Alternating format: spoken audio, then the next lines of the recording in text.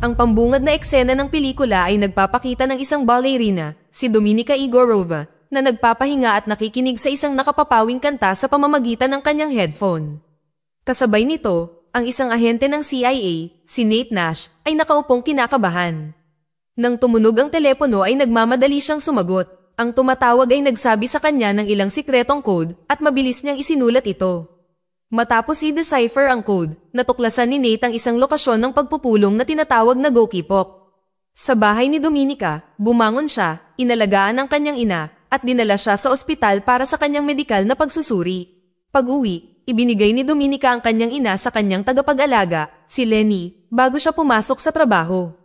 Dumating si Dominika sa trabaho, nag-makeup at naghanda para mag-perform. Bago umakyat sa entablado, ipinakilala siya ng tiyuhin ni Dominika na si Ivan, na siya ring deputy director ng SVR at nagtatrabaho din bilang agent ng Russia Intelligence sa isang mayamang lalaki na si Dmitry Yustanov.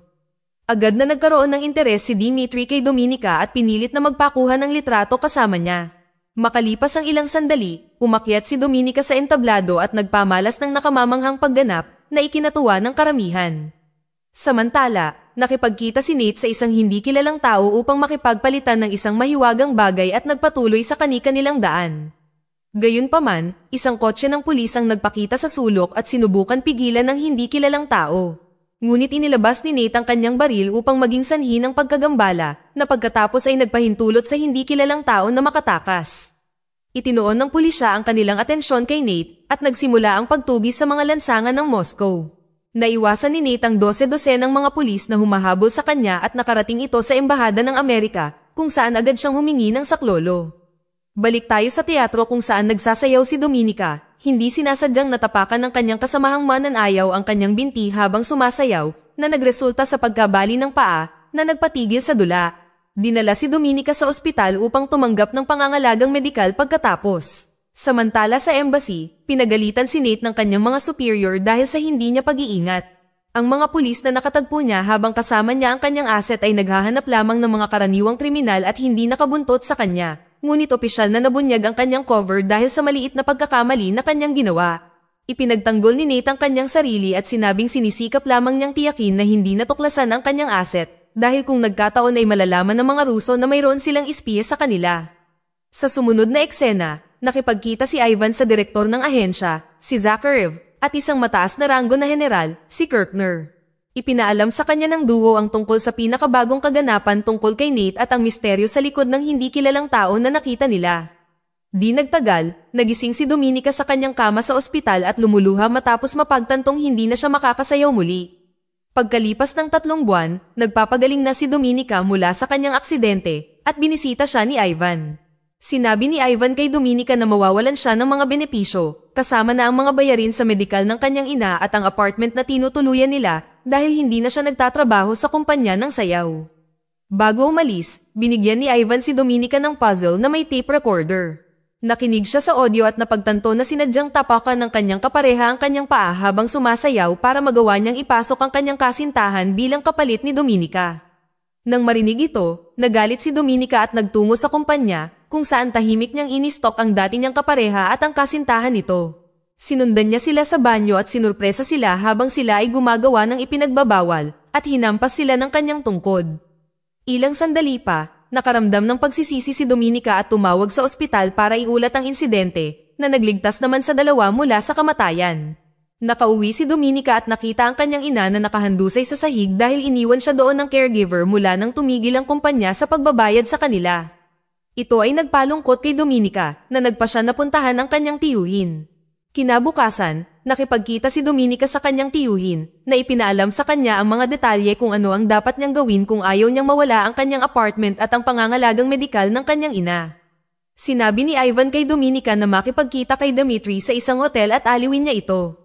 Pumayag naman si Dominika at pumunta sa hotel. Hindi nagtagal ay nilapitan siya ni Dmitry at nagkaroon ng heart-to-heart na pag-uusap ang dalawa. Pagkatapos ng pag-uusap, dinala ni Dominika si Dmitry sa kanyang silid at sinabihan itong alisin ang kanyang mga bodyguard. Nang makaalis na ang mga bodyguard ni Dmitry, nagsimula si Dmitry na sakmalin si Dominika, ngunit isang lalaking nakamaskara ang lumitaw sa likuran at pinatay si Dmitry. Hiniling ng lalaking nakamaskara kay Dominika na sundan siya, at magkasabay na tumakas ang duo mula sa hotel sakay ng motorsiklo. Nang makarating sila sa kanilang destinasyon, tinanggal ng lalaking nakamaskara ang kanyang helmet at napag-alaman na siya ang Russian intelligence operative na si Maturin. Ipinaalam ni Ivan kay Dominika na saksi na siya ngayon sa pagkamatay ni Dmitry Ustinov. Sinabi niya na si Dominika ay may dalawang pagpipilian, ang isa ay mamatay para sa estado na hindi siya pinahahalagahan, o sumali sa isang paaralan kung saan sinasanay ng Russia ang ilan sa kanilang pinakamahuhusay ang isipan sa sining ng pagmamanipula at panlilinlang. Itinulak si Dominika sa isang sulok at walang pagpipilian kundi ang piliin ang huli. Pagkatapos magpaalam sa kanyang ina, si Dominika ay dinala sa paaralan ng pagsasanay, kung saan ang mga nagtatapos ay tinatawag na mga sparrow. Gayunpaman, binalaan siya ng ina ni Dominika tungkol kay Ivan at sinabing hindi siya mapagkakatiwalaan dahil lagi niyang tinititigan ng may pagnanasa si Dominika mula pa noong bata pa ito. Pagdating sa paaralan, isang babae na nagpakilalang matron ang sumalubong kay Dominika. Binigyan niya si Dominika ng note na naglalaman ng alias na gagamitin niya sa kanyang pananatili sa paaralan. Hindi itinago ni matron ang kanyang nararamdaman at ipinaalam kay Dominika na nakikita niya siya bilang isang taong hindi magtatagumpay dahil wala siyang kasanayan sa pakikipaglaban. Di nagtagal pagkatapos, sinimulan ni Dominika ang kanyang pagsasanay kasama ang iba pang mga kadet.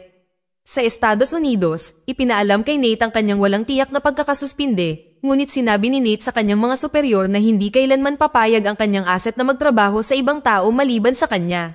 Makalipas ang mga araw, napagtanto ni Nate na sinusundan siya ng mga Ruso, ibig sabihin ay hindi pa nila alam kung sino ang kanyang asset. Ipinaalam niya ito sa kanyang mga superior at nagpa siya silang i-deploy siya sa Hungary sa pagtatangkang makipag-ugnayan muli sa kanyang asset. Balik tayo sa Russia, mahusay na gumaganap si Dominika sa kanyang mga kaklase. Habang naliligo siya, pumasok ang isa sa mga lalaking kadet at sinubukan siyang tusukin ng kanyang espada. Ngunit tinanggal ni Dominika ang shower controller at ginamit ito upang ipagtanggol ang sarili. Di nagtagal, bumisita si General Korchnoi sa akademya at napagtanto na magiging kapaki-pakinabang si Dominika sa ahensya. Bumalik si Dominika sa Moscow at nakipagkita sa kanyang tiyuhin at sinabi niya sa kanya ang tungkol sa kanyang bagong misyon.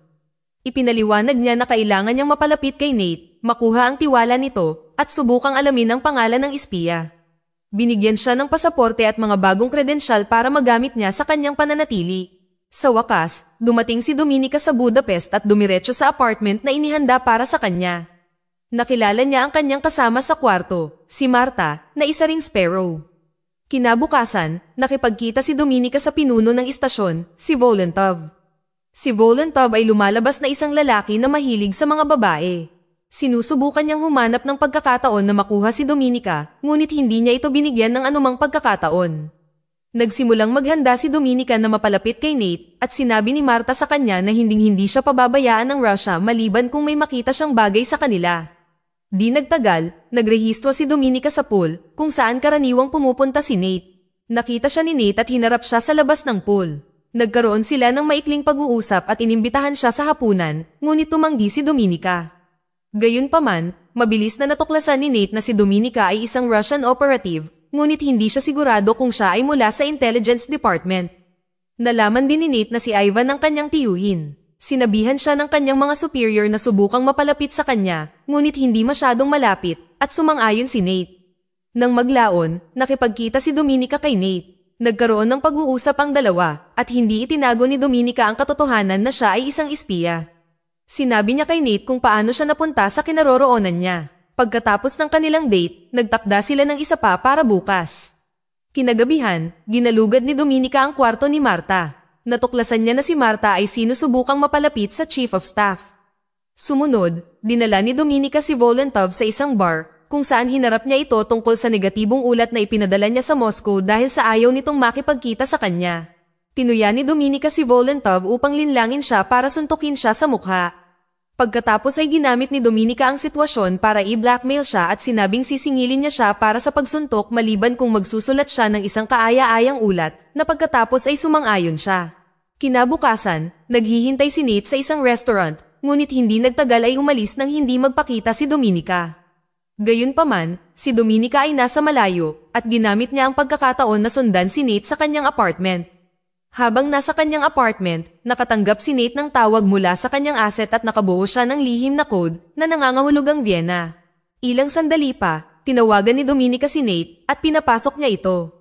Sinubukan ni Dominica na makipagkita kay Nate, ngunit tumanggi siya. Kinaumagahan, pinasok ni Dominica ang bahay ni Nate nang wala siya at nagnakaw ng tasa ng inumin mula sa kanyang mesa. Umuwi siya upang salubungin ang kanyang tiyuhin na naghihintay sa kanya. Upang itulak palayo sa paksa, mabilis na ginamit ni Dominica ang asset na binubuo ni Marta bilang isang kalasag. Sinabi ni Dominica na nakikipagtulungan siya kay Marta upang mapalapit sa kanila ang Chief of Staff ng Estados Unidos at dahil dito ay umalis si Ivan. Pagkatapos ng pag-alis ni Ivan, kinumpronta ni Marta si Dominica tungkol sa kanyang planong makakuha ng kredito para sa kanyang pinaghirapan. Gayunpaman, sinabi ni Dominica na ginamit lang niya ito upang makakuha ng mas maraming oras at hindi interesadong kunin ang kredito ni Marta. Ngunit hindi naniniwala sa kanya si Marta, kaya sinabi sa kanya ni Dominica kung ano ang kalagayan niya. Sinabi niya kay Marta na nasaksihan niya ang pagpatay kay Dmitry Ustinov. Di nagtagal, bumisita si Dominica sa Vienna para magbukas ng bank account sa pangalan ni Ivan. Samantala, pumunta si Marta kay Volentov para sabihin sa kanya kung paano nila maaalis sa landas nila si Dominica. Pagkaraan ng araw na iyon, dumating si Dominica sa bahay para lang makita ang bangkay ni Marta sa batya. Dumating si Maturin mula sa likuran at sinabing ito na ang huling babala na matatanggap niya. Kapag sinabi niyang muli ang kanyang sikreto sa sinuman, siya ang mamamatay. Sa kabilang banda, ang asset ni Nate ay nagbigay sa kanya ng impormasyon na si Dominica ay isang sparrow. Hindi nagtagal ay nakatanggap si Nate ng balita tungkol sa nangyari sa kasamahan ni Dominica at lumabas siya ng istasyon ng pulisya para sunduin siya. Pagdating sa bahay ni Nate, ipinagtapat sa kanya ni Dominica at sinabi sa kanya ang lahat ng nangyari. Sinabi ni Nate na hindi siya pakakawalan ng Russia at iminungkahi niya na magsimula siyang magtrabaho para sa Estados Unidos. Matapos masigurado sa kanya na mapagkakatiwalaan niya siya, ang duo ay humiga sa sopa. Kinaumagahan, sinabi ni Nate kay Dominica ang lahat ng dapat niyang gawin para maniwala ang SVR na nag-i-improve siya. Nang maglaon, sumailalim sa truth testing si Dominica sa CIA na naipasa niya.